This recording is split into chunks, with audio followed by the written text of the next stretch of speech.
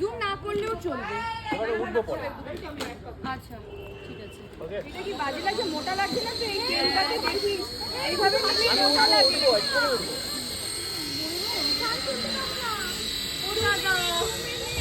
একটু ঘুমাও না,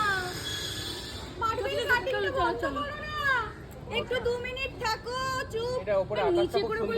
না না আমি উঠছি। আকাশটা খুব সুন্দর লাগছে। ঠিক আছে চলো। রেডি 3 2 1